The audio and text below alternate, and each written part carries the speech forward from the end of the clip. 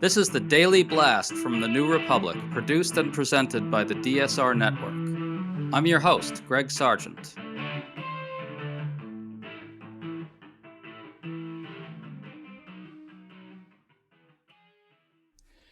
Two Republican senators, Tom Tillis and Lisa Murkowski, have now called for the resignation of Homeland Security Secretary Kristi Noem.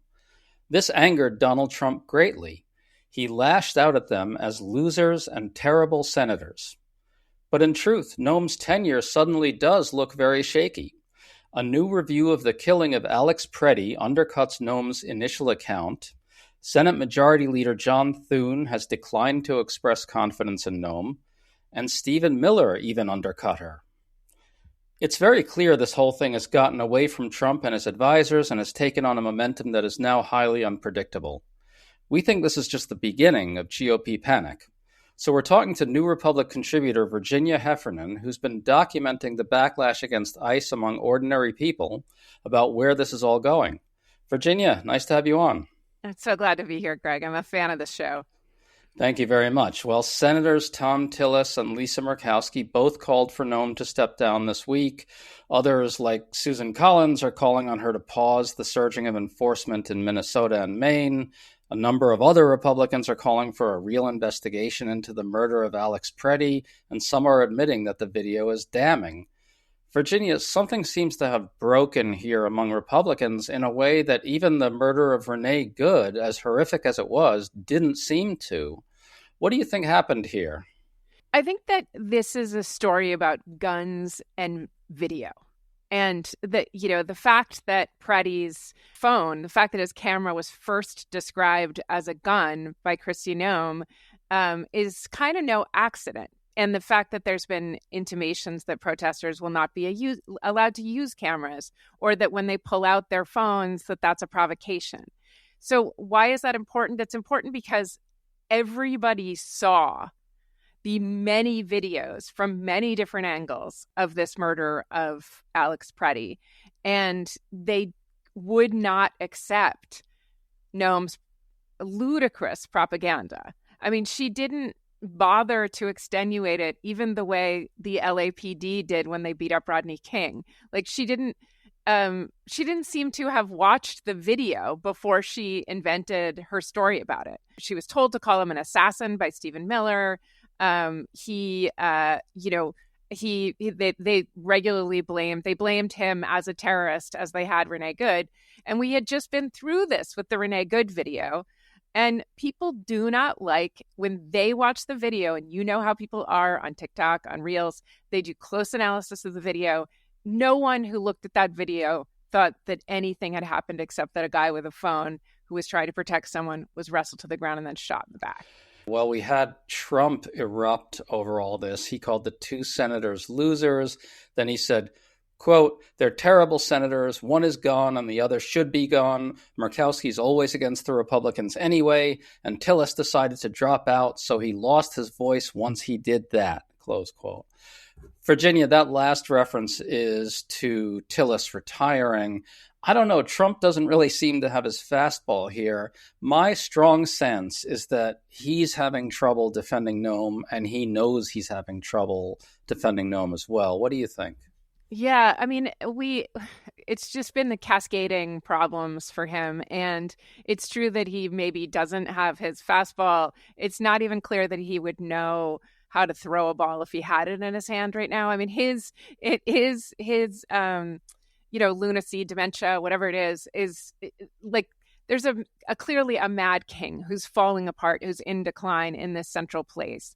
And he, ever since, the Epstein files turned some Republicans against him, his refusal or failure to release them and lies around them, and now up to Tillis and Murkowski with very little to lose, Tillis especially. I mean, Tillis is very sharp. He sounds very witty right now. Yeah, and in fact, let's listen to how Tillis responded to this whole thing, to Trump labeling him a loser. The president called you a loser, I believe. I am thrilled about that. That makes me qualified to be Homeland Security Secretary and Senior Advisor to the President. Tillis also ripped the incompetence of Miller and Noem and said they'll make officers' jobs more dangerous.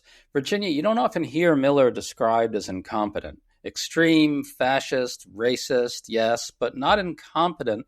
Yet I think it is clear that Miller has catastrophically miscalculated. And I got to say, Miller is more responsible than any human being alive for Trump completely throwing away his advantage on the immigration issue. I think there should be a public conversation about Miller's incompetence and his recklessness and his endangering of officers and the public, no? Yeah, absolutely. I mean, it may begin with his just outlandish promise that he would arrest and detain and deport 3,000 people a day, that's what the administration would do. And I just want to talk about numbers a little bit, because the president keeps saying, to explain why they're in Minneapolis and doing this surge and why it's so important, that they've taken, and this is quoted uncritically by ABC News and other places, that they've taken thousands of, he says, hardcore criminals, something like hardcore stone cold criminals off the streets, including murderers in Minneapolis. And that he thinks that Walz and the people of Minnesota should thank him for their amazing job getting the thousands of stone cold criminals. I just decided right before we talked to look up on DHS's own page who these thousands of stone cold criminals, including murderers, are. They list, and this is their propaganda, they list 8 people.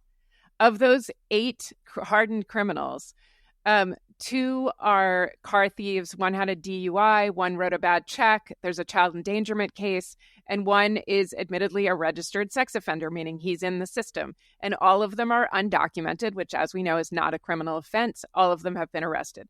That is 8 people. Well, I just want to underscore what you said there, because it's really important, and it's sort of an obsession of mine as well. They want to get the numbers up. The most important thing to Stephen Miller is removing as many immigrants from the country as possible, because he's doing an ethnic re-engineering of the country in his own head.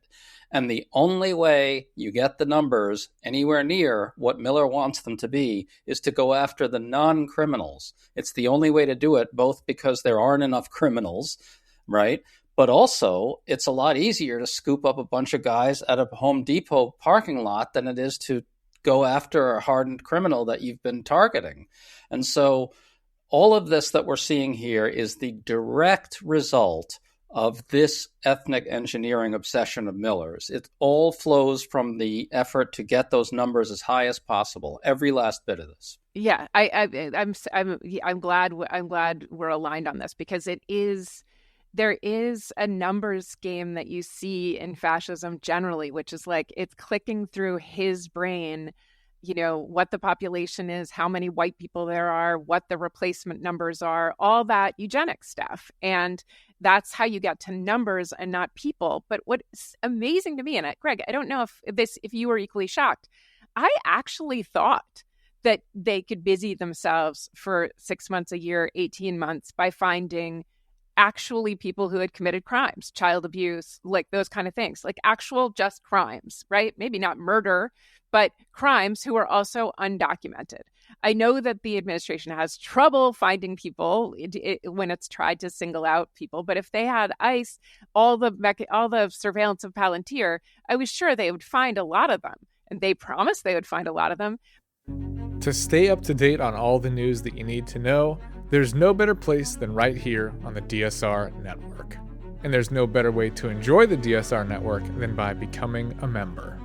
Members enjoy an ad-free listening experience, access to our Discord community, exclusive content, early episode access, and more. Use code DSR26 for a 25% off discount on sign-up at thedsrnetwork.com. That's code DSR26 at thedsrnetwork.com/buy. Thank you, and enjoy the show.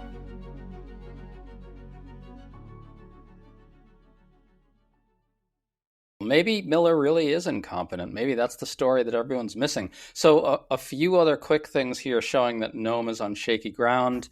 DHS put out an initial review of the shooting of Preddy that didn't mention any gun or any intention to massacre law enforcement, as Noem had claimed.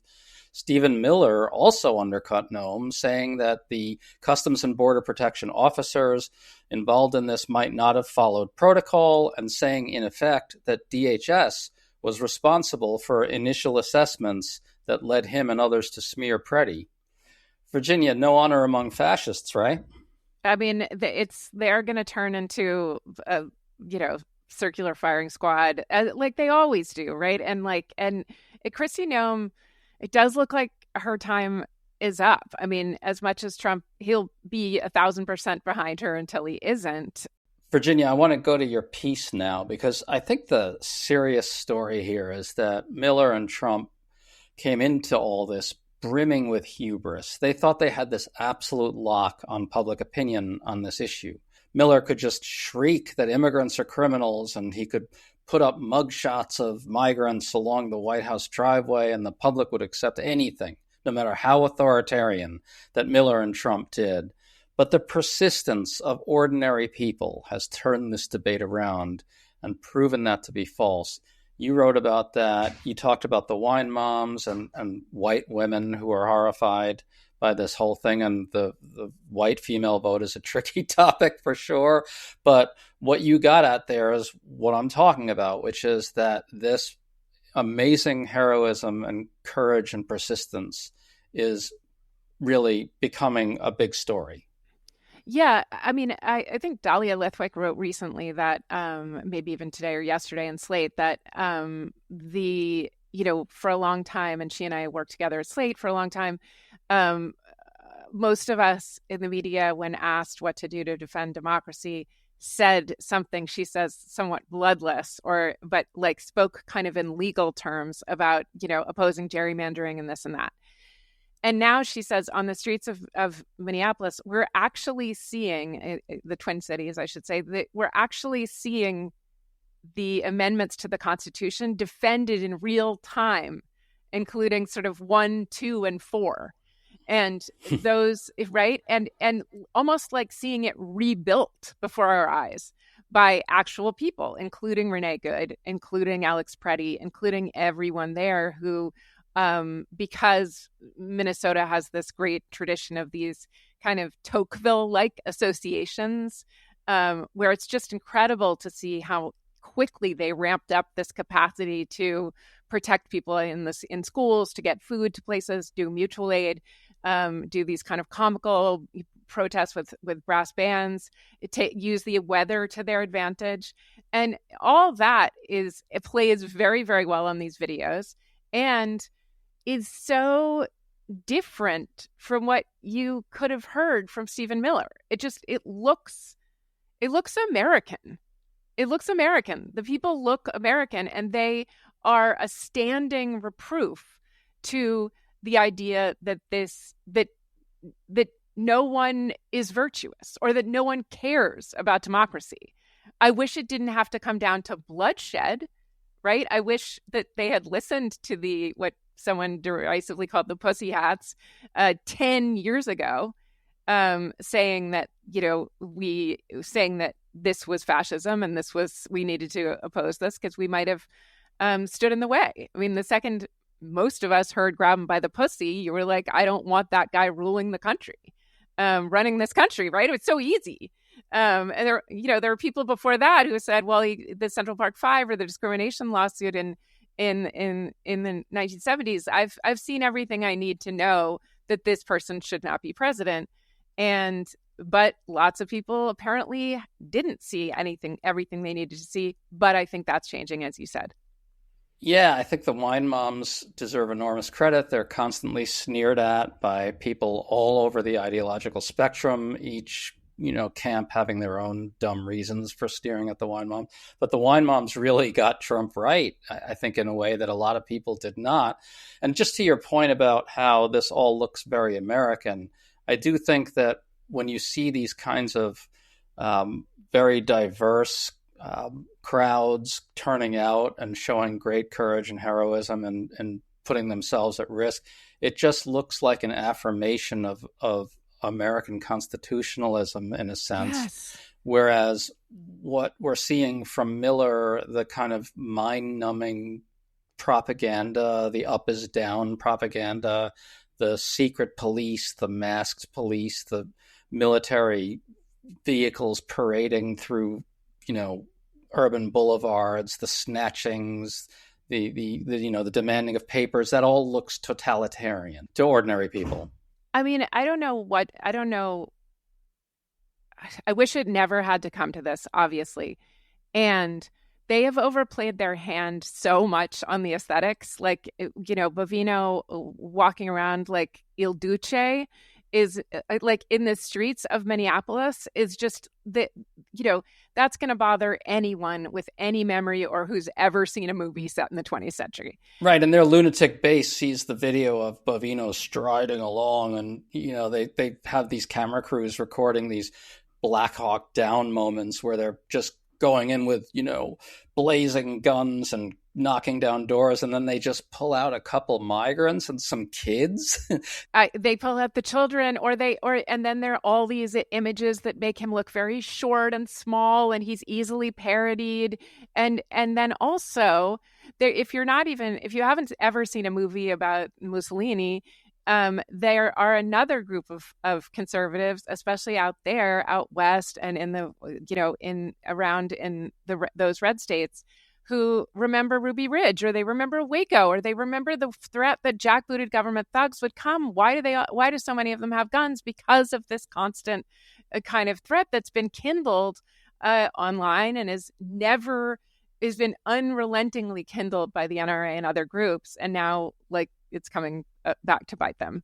Well, just to close this out, what do you think is going to happen with the Republicans? It's very clear that the discomfort is extremely palpable. I think a lot of it is political, obviously, because they now see that this is a catastrophe potentially for them in the midterms. Do you think this gets worse among Republicans for Trump? And do you think there will have to be actual changes or not? Epstein, Venezuela, and now Minneapolis are the real losing subjects for Trump. So I think if Republicans see a center of gravity that is switched so that these are the loser subjects, these are the subjects that make them look like they have blood on their hands, and maybe also that they have a hard time morally squaring. It's like when you said Trump didn't seem to have his fastball, you sort of look to people who do have their fastball, and Tom Tillis and Marjorie Taylor Greene still are making sense when they talk. They don't sound like double speak Soviet trying to explain things. They sound like they have a clear vision. And that suggests it's something worth sticking with. I'll say, well, Virginia Heffernan, thanks so much for coming on. Folks, if you really enjoyed this conversation, make sure to check out Virginia's Substack, Magic and Loss. Virginia, great to talk to you. Thanks for coming on. So good to talk to you, Greg. Thanks.